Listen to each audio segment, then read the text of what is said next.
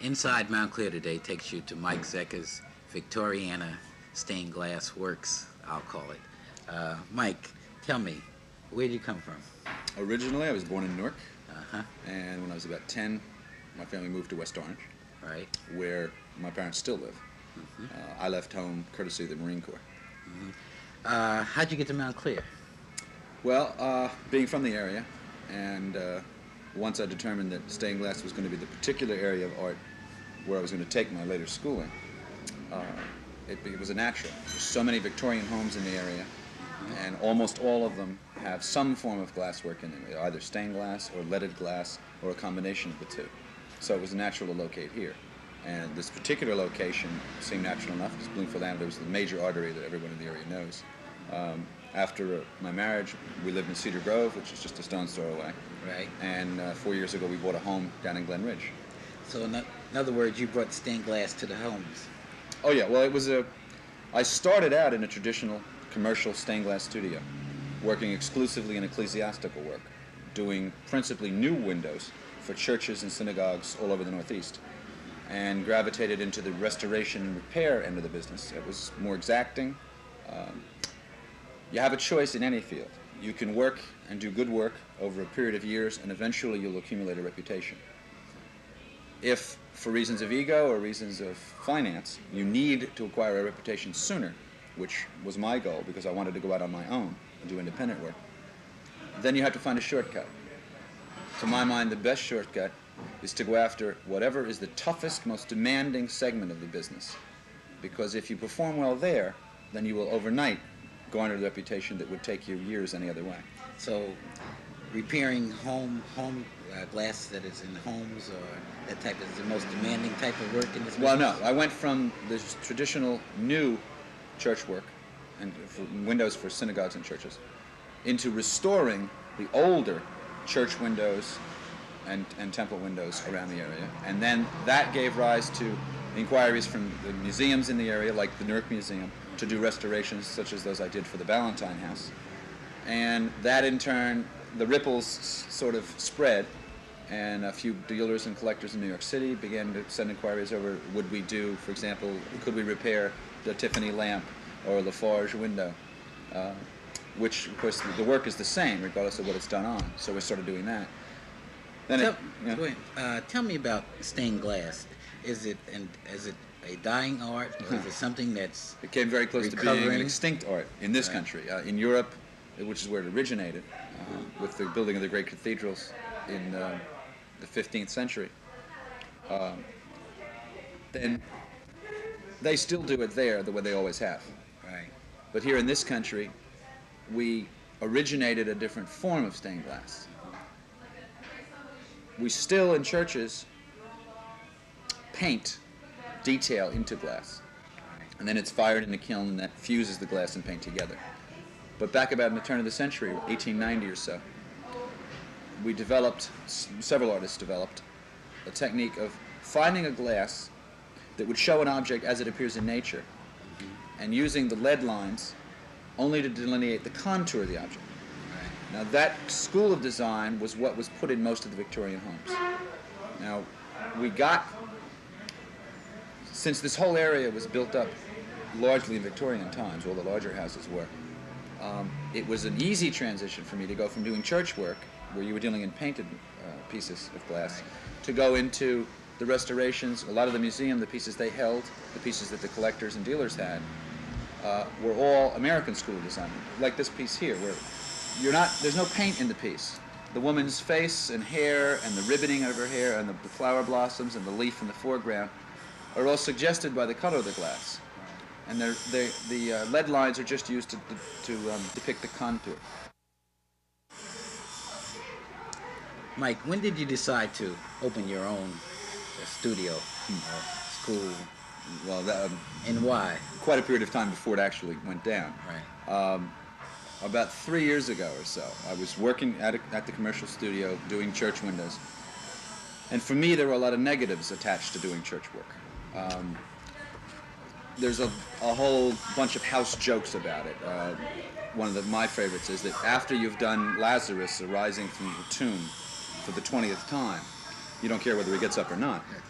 It's very redundant. It's very boring. You're doing the same thing over and over and over. The only twist on it is that the Episcopalians have a slightly divergent theological view of how a particular biblical scene should be portrayed than the Roman Catholics do, and the Methodists have another slight bend on the same scene. It's just a matter of theological interpretation. But you're working in very, very narrow limits. You're doing the same thing, and it was too much like a job.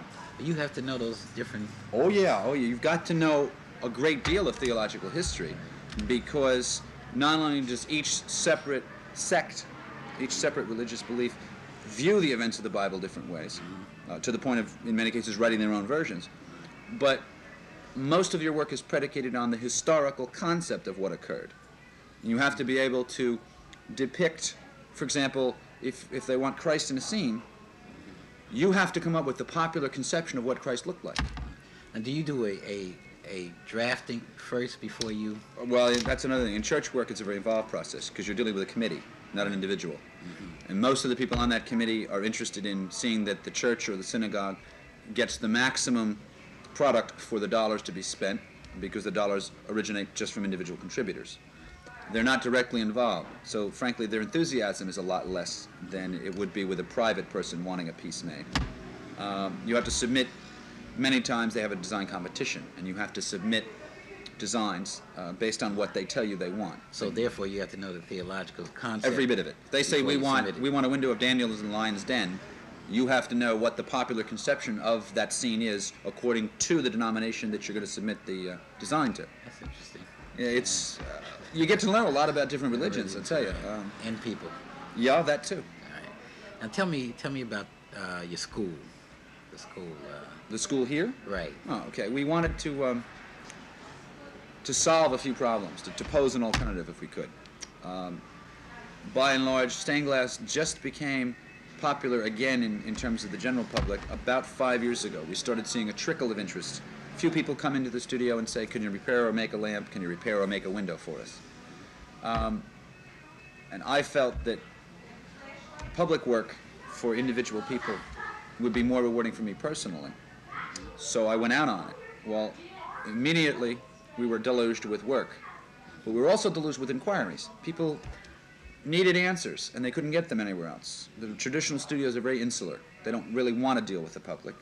They're used to dealing with the church committees, and there's this established procedure. There's very little variance from it. It's easy. It's comfortable.